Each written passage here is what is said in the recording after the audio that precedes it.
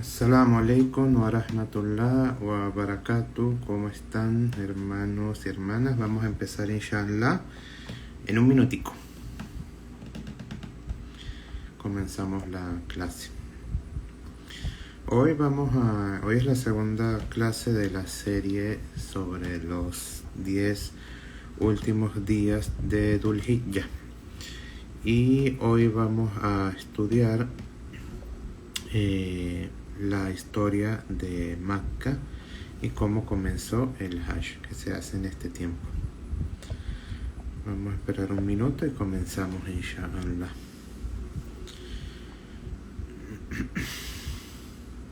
¿Alguna pregunta con la clase de ayer? Yo creo que no.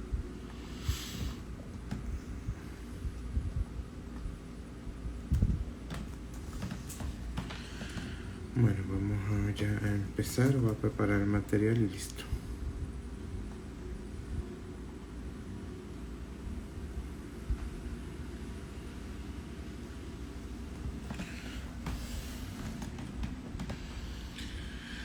Bueno, vamos a empezar nuestra clase de hoy. Va a ser corta también como ayer. Voy a intentar no alargarla mucho, también por problemas del clima. Está lloviendo en muchas partes y tal vez se pierda la conexión. Bueno, como les dije, hoy vamos a estudiar la historia de el Hajj, que está muy ligada con la historia de Mecca, la ciudad de Mecca. En esa ciudad de Mecca está la primera casa que fue construida para adorar a Allah.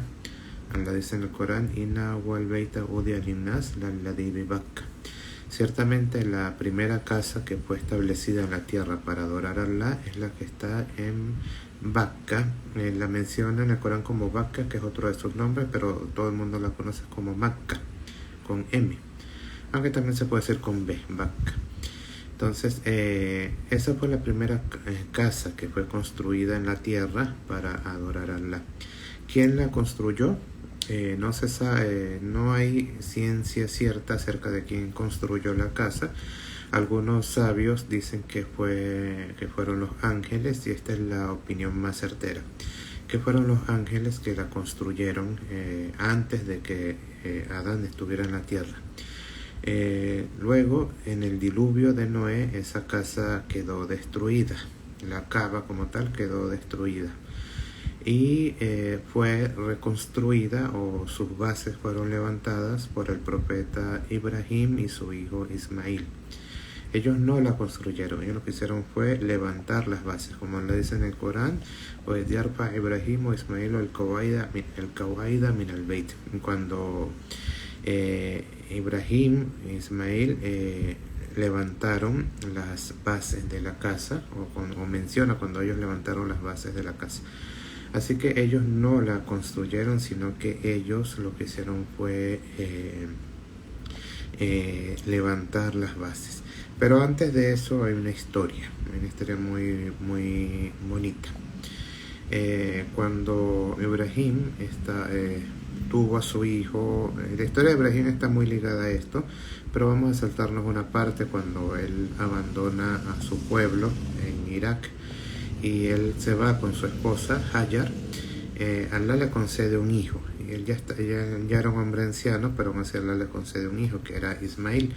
Eso llenó de alegría a Ibrahim, lo llenó de felicidad, y él, cuando nace su hijo, cuando nace su bebé, él le toma un amor muy grande, le toma un aprecio muy grande, y él iba viajando con su esposa Hajar y su hijo Ismail por el desierto, y llegaron a la Meca. Bueno, en ese tiempo no había nada, era solamente un valle desierto, no habían casas, no había nada, absolutamente nada. En un momento Ibrahim tuvo una revelación. Allah le da una revelación al profeta Ibrahim, le dice: abandona a tu familia, abandona a tu esposa y a tu hijo, a tu bebé. Ibrahim se sorprende, pero cumple la orden, y él en un momento, de repente, él da media vuelta y deja a su esposa con su hijo recién nacido o con apenas unos pocos meses y se va. Que era lo único que le dejó, algo de comida y algo de agua.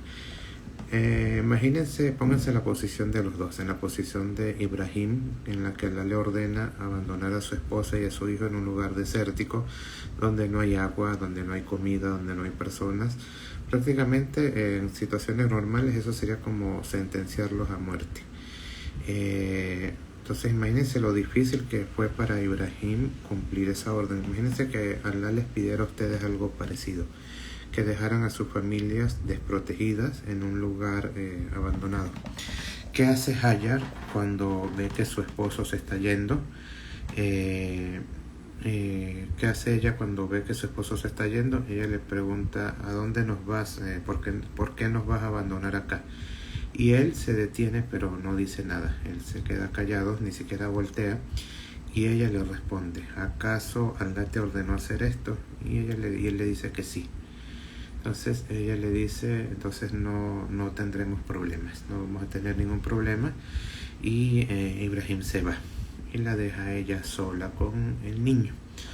Vean la fe que tenía esta familia. Se menciona mucho a Ibrahim y a Ismael en la historia, pero vean la fe que tenía Hajar, la esposa de Ibrahim, que prácticamente la están dejando sola, sin ninguna posibilidad de sobrevivir, con un niño pequeño. Y ella dice, si eso es lo que Allah decretó, hazlo, que Allah no nos va a abandonar. Entonces esta era una familia de mucha fe, una familia de mucha, ¿cómo diría?, de mucha confianza en Allah, porque para esto se necesita mucha confianza en tu Señor. Entonces ella se da cuenta que Ibrahim estaba siguiendo una orden de su Señor y le dice vete, y él se va.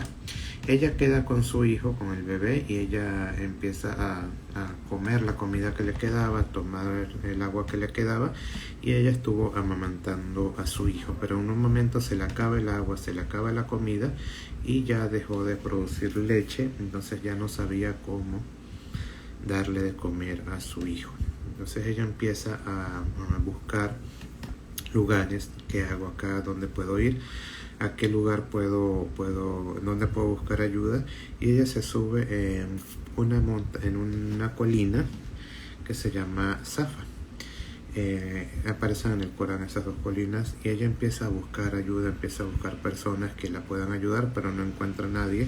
Se baja de esa colina y se va corriendo hacia otra, caminando rápido en una parte, corría en otra, y se sube a otra colina que se llamaba Marwa. Y ella también sigue buscando personas que la ayudaran, a personas que pudieran colaborar, personas que pudieran rescatarla.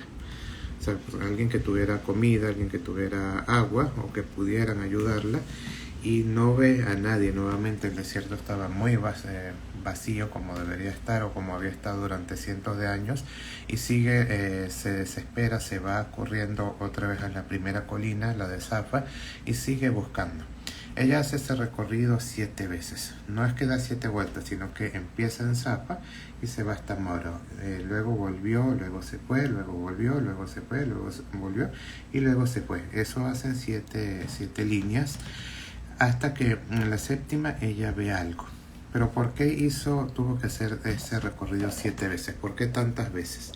Los sabios dan una explicación de esto e indican que cuando ella se subió la primera vez en la colina, en la primera colina, ella tenía su confianza puesta en alguien, en que en algún hombre, algún viajero, alguna familia o alguna persona la pudiera ayudar. Cuando se baja y se va a la otra colina, ella empieza a perder la confianza en el hombre, en el ser humano, y su confianza en su Señor empieza a aumentar. La tercera vez su confianza en las personas disminuía y su confianza en Allah aumentaba, así que hasta en la séptima vez ya su confianza era completa y absolutamente en Allah. Ya no esperaba nada de la humanidad. En ese momento llegó el auxilio de Allah y apareció un milagro en la tierra que hasta hoy en día se mantiene presente y se va a mantener, inshallah.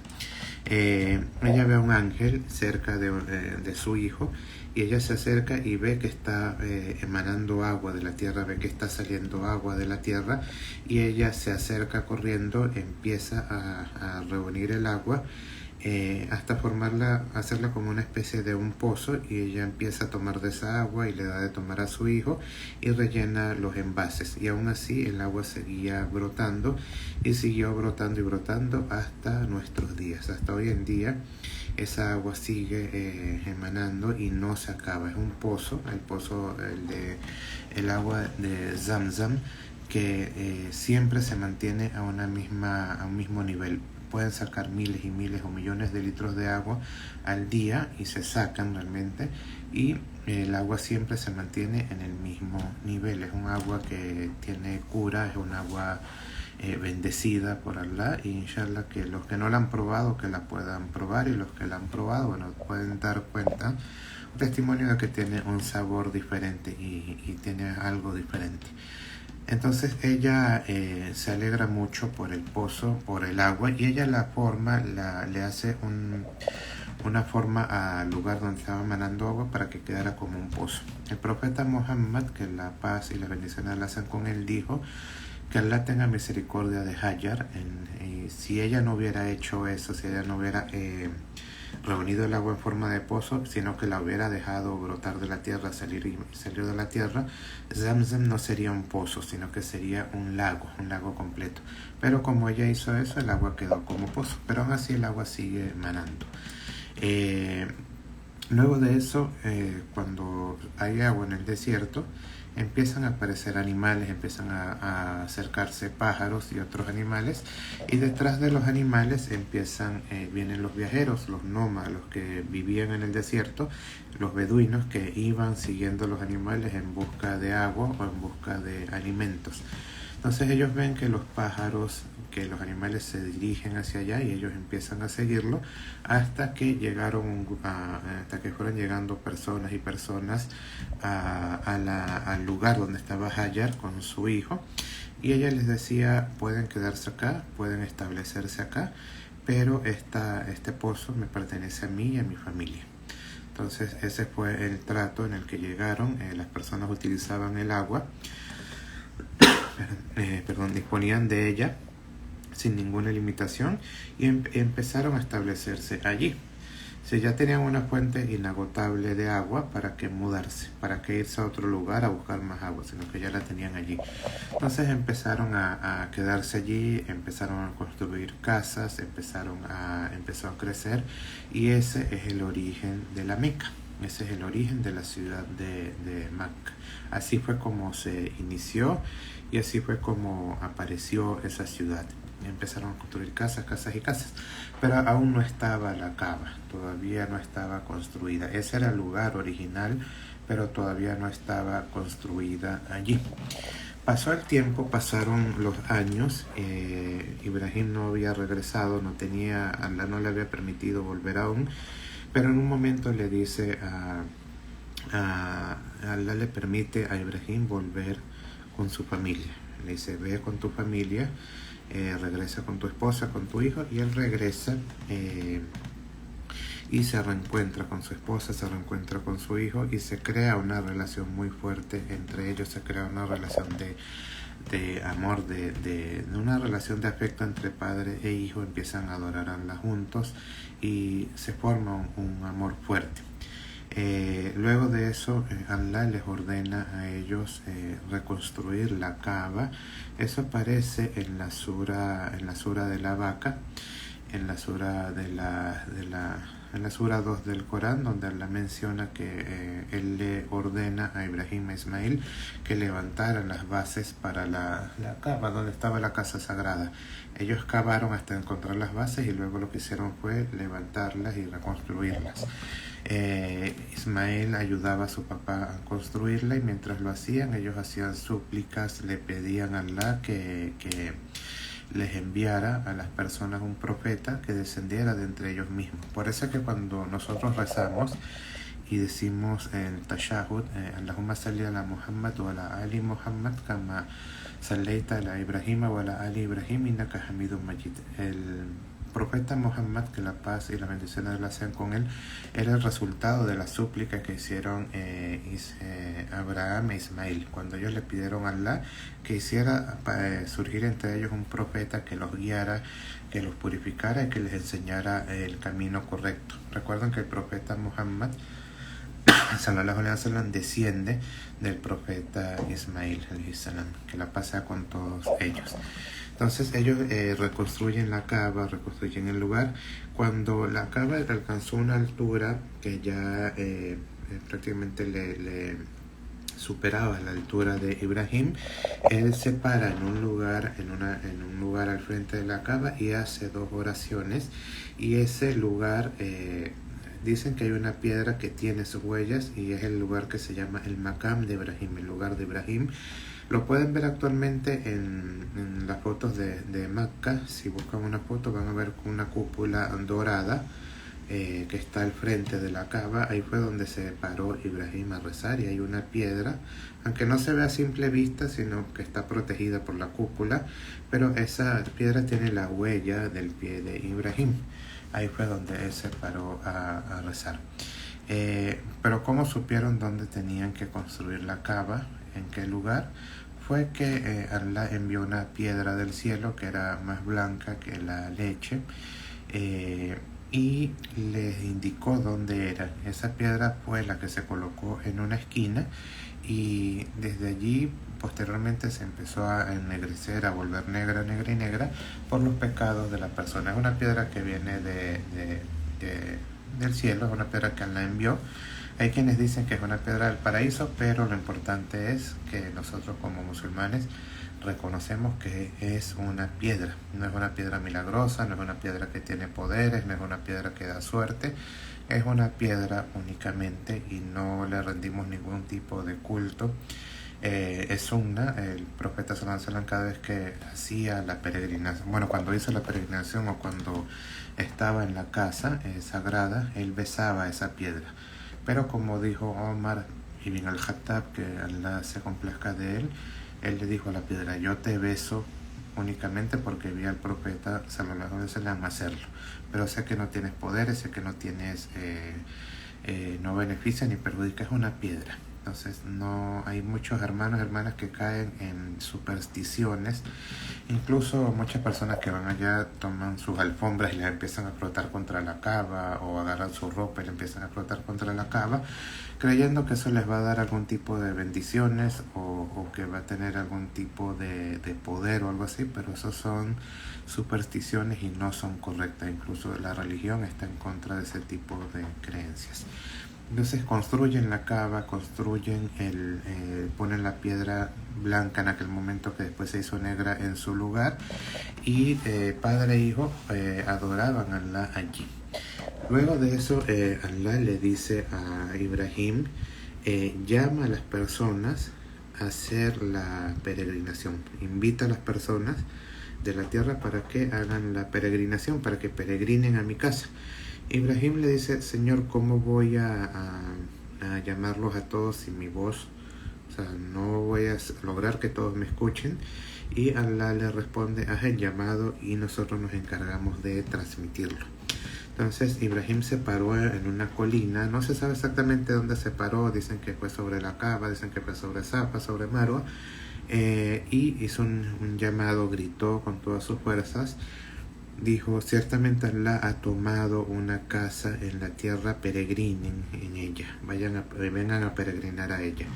Y se dice que cuando él dijo eso, todas las montañas retumbaron, todas las montañas se estremecieron, y ese llamado llegó a todos los confines de la tierra. No hubo ser vivo, entre humanos, entre genios, incluso entre animales y plantas, que no escuchara ese llamado. Incluso dicen que los que no habíamos nacido En aquel tiempo también escuchamos el llamado y ese es el llamado a la peregrinación. Desde ese momento se revela la orden de la peregrinación. Ese es el origen de la peregrinación, que es el quinto pilar del Islam. Por eso es que la persona cuando va a hacer la peregrinación se para en las fronteras de Mecca, en el lugar que el profeta sallallahu alaihi wasallam designó, y dice labbaik Allahumma hajjan, que significa aquí estoy, Señor, respondiendo a tu llamado para el Hajj. ¿Qué llamado? El llamado que hizo Ibrahim. O sea, es como si tú escuchaste el llamado que hizo Ibrahim y tú le dices a Allah, aquí estoy, Señor, respondiendo tu llamado, el llamado que nos hiciste a peregrinar en tu casa. Eso se menciona en la sura del Hajj. Vean que el Hajj es tan importante para los musulmanes que hay una sura que se llama sura del Hajj, la sura de la peregrinación. No hay una sura que se llame la sura de la oración o la sura de Ramadán o la sura del Zakat, pero sí hay una sura que se llama la sura de la peregrinación. Y Allah dice allí, se los leo, Dios dice, Allah dice, le dije, convoca a la gente a realizar la peregrinación, vendrán a ti a pie o montados desde todo lugar apartado, para que sean testigos de todas las gracias de la peregrinación y la casa de Allah. Y recuerden el nombre de Allah en los días consabidos al sacrificar las reses del ganado que Él les ha proveído. Coman de ellas y den de comer al desvalido y al pobre. Y luego de cumplir los ritos, que cumplan sus votos y que circunvalen la antigua casa de la Meca. Entonces allí es cuando se comienza la obligación del Hajj. Desde allí, desde ese momento comienza el Hajj. Pero no es toda la historia. Hay una parte de la historia muy bonita, que es el sacrificio. Como vimos, Allah probó a Ibrahim cuando Ismael era un bebé, haciendo que lo dejara abandonado con su madre en el desierto. Ibrahim cumplió la promesa, la orden de Allah, y dejó a su esposa y a su hijo en el desierto.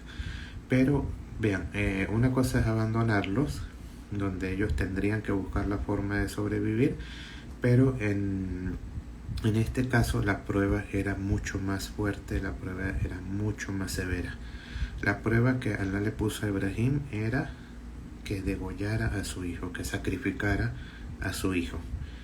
Ya allí no es abandonarlo, porque tú puedes abandonar a una persona y sabes que va a sobrevivir, y más si Allah te lo ordena, sabes que están bajo la protección de Allah. Pero en este caso era sacrificar a su hijo. Imagínense que alguno de ustedes tenga que estar en esa posición de que se le ordene sacrificar a su propio hijo. Creo que no habría persona en la tierra que no dijera prefiero morir yo a que muera mi hijo. Ese es el amor de padres que Allah puso en el corazón de las personas. Entonces, si una persona tuviera que dar su vida para salvar a su hijo, lo haría sin problema, lo haría sin dudarlo.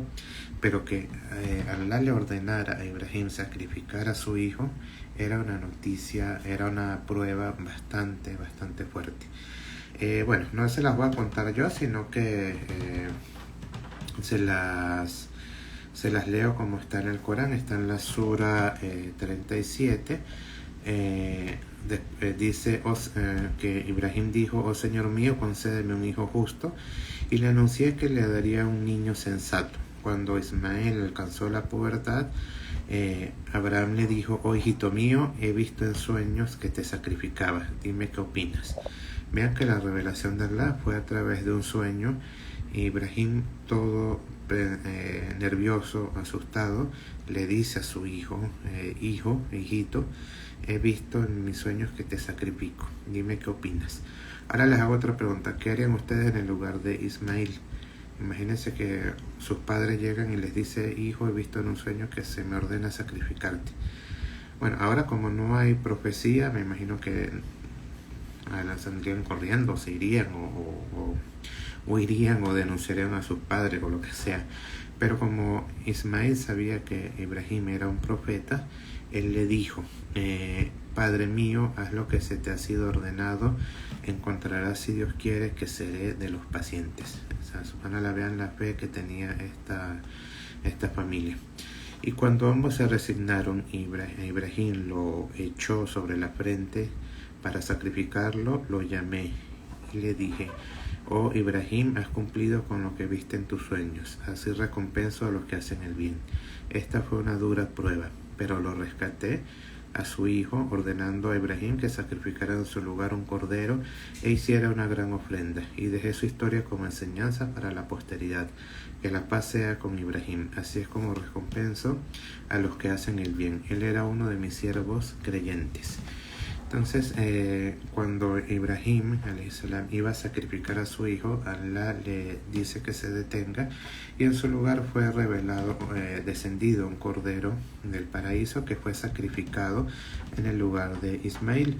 Eso ocurrió el día 10 del mes de Dhul Hijjah, el día 10 del mes 12. Y desde ese día, todos los años, los musulmanes, los creyentes conmemoran ese acto, conmemoran ese acto esa prueba tan grande que Ibrahim superó, y los musulmanes los creyentes degollan un cordero y comen de esa carne y alimentan a los demás, a las personas pobres y necesitadas con eso. Ese es el origen del día del sacrificio, ese es el origen y para que vean, el sacrificio está dentro del Hajj. O sea, el Hajj empieza el día 8 del Dhul Hijjah y termina el día 13. Y el sacrificio se hace el día 10. Es el día, los que no están haciendo el Hajj, para nosotros es el día del Eid. Y este año, inshallah, va a coincidir con el 9 de julio. O sea, no este sábado, sino el que le sigue. Inshallah, prepárense. Y todos aquellos que puedan, cabezas de familia, que puedan sacrificar un cordero, no, como les dije ayer, no sean tacaños, no le teman a la pobreza, y cumplan con esta orden que Allah subhanahu wa ta'ala les da, y que el profeta, que la paz sea con él, también les dio. Esto es para quien tenga los medios. Quien no tiene los medios está exento. Pero el profeta sallallahu alaihi wasallam dijo: quien tenga los medios para sacrificar un cordero y no lo haga, que no se acerque a nuestro lugar de oración, porque sentía mucho, enojo y desprecio hacia esas personas. Hay muchas personas que no sacrifican porque les parece, teniendo los medios, porque les parece muy caro, que les parece un gasto, que es mucho dinero, que lo pueden usar para otras cosas, que la familia necesita, cosas así. Pero vean que cuando fue revelado esa orden, se le reveló a Ibrahim, y no se le ordenó sacrificar un cordero, se le ordenó sacrificar a su propio hijo, y él estuvo de acuerdo, y su hijo estuvo de acuerdo. Entonces, de eso es que se trata esto. Para Ibrahim fue una prueba dura, para Ibrahim fue una prueba bastante difícil, que era sacrificar a su propio hijo, y él estuvo dispuesto a hacerlo. Y para nosotros, ¿qué es? No tenemos que sacrificar un hijo, no tenemos que sacrificarnos nosotros mismos, solamente tenemos que sacrificar algo de dinero, y para algo que incluso te va a beneficiar a ti, porque tú o tu familia van a comer de esa carne. Entonces, y aparte vas a alimentar a las personas pobres. O sea, así que el que pueda hacerlo, que no pierda esa oportunidad. Abir Ibrahim pregunta de la oración de Eid o cualquier oración. El sacrificio se hace después de la oración de Eid. Vamos a tener una clase más adelante sobre el sacrificio y ver cómo se hace, cómo se sacrifica, cómo se reparte la carne y todas esas cosas, inshallah. Faltó algo. Otro de los rituales que se hace durante el Hajj es tirarle piedras a unos monolitos, a unos pilares. Bueno, antes eran pilares, pero ahora son unas paredes gigantes de muchos metros de ancho, por la cantidad de personas y por seguridad, para que ya no hayan estampidas ni hayan heridos y cosas así. Se hicieron paredes grandes. Durante uno de los rituales de la peregrinación es lanzarle piedras a esos pilares. ¿Eso qué representa? Representa cuando Ibrahim, que la paz sea con él, iba a sacrificar a su hijo, se le apareció el Shaitán en 3 ocasiones. Se le apareció el demonio a susurrarle, decía: ¿cómo vas a matar a tu hijo? Que es tu único hijo, es tu propio hijo, que Allah no te ordenó eso, que es un sueño normal, que o sea, hacía todo lo que pudiera para que Ibrahim no lo hiciera. Ibrahim tomó piedras, 7 piedritas, y se las arrojaba. Cada vez que se le aparecía, le arrojaba 7 piedras hasta que él huía, y eso ocurrió en 3 ocasiones. Y nosotros los musulmanes hacemos eso durante la peregrinación en 3 monolitos diferentes, en conmemoración a eso. No es que estamos lapidando al demonio, sino que es una forma simbólica, hacer lo mismo que hacía el profeta Ibrahim alayhi salam. Entonces esos son los rituales que se hacen durante el Hajj, y ahí pueden ver el origen de ellos. Pueden ver el origen de la peregrinación. Como les dije, el Hajj no empezó con el profeta Muhammad sallallahu alaihi wasallam. El profeta Muhammad lo que hizo fue llevarlo a su forma natural, pero la peregrinación empezó en el tiempo del profeta Ibrahim alayhi salam, cuando él le dijo a las personas: vengan a peregrinar a la casa de Allah. Bueno, creo que da tiempo. Bueno, llevamos 20 minutos. No, llevamos 30 minutos. Mañana, inshallah, seguimos hablando un poco del Hajj y empezamos a hablar de los rituales que se hacen durante la peregrinación, para no alargar tanto la clase. ¿Tienen alguna duda o pregunta de lo que vimos hasta ahora?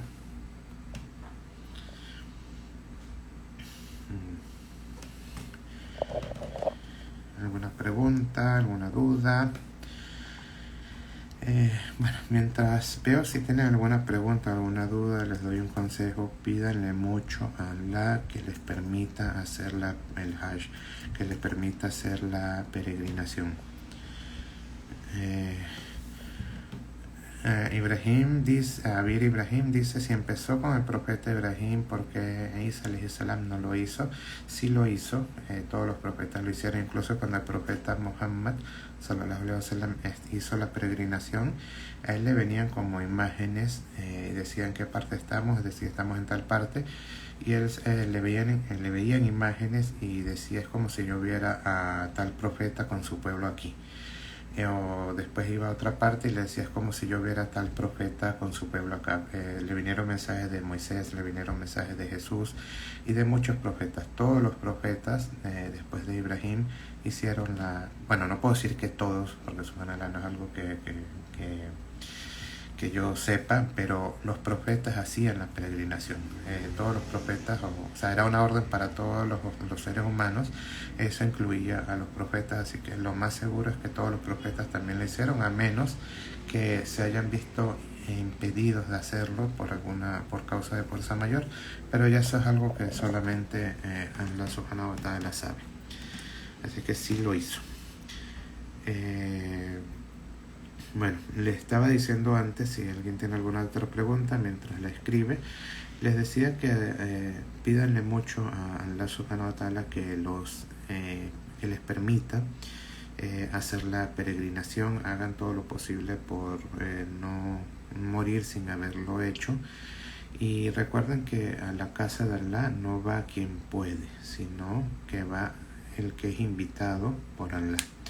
Hay personas que con todos los medios, con toda la riqueza que puedan tener, no logran hacer la peregrinación, es porque Allah no los invitó. Mientras que hay personas que son humildes, que Allah abre las puertas y hace que vayan y hagan la peregrinación. Así que eso es algo que está en manos de Allah, más que en sus propias manos. Pídanle a Él durante día y noche que les permita visitar su casa. Bueno, con esto creo que ya no hay más preguntas. Con esto me despido, inshallah. Mañana seguimos hablando un poco sobre el Hajj y luego comenzamos a hablar sobre el día de Arafah, que es el día más importante del año, y lo que se recomienda hacer durante ese día, y también la historia de ese día. Nos vemos mañana, inshallah, a la misma hora. Assalamu alaikum wa rahmatullah wa barakatuh.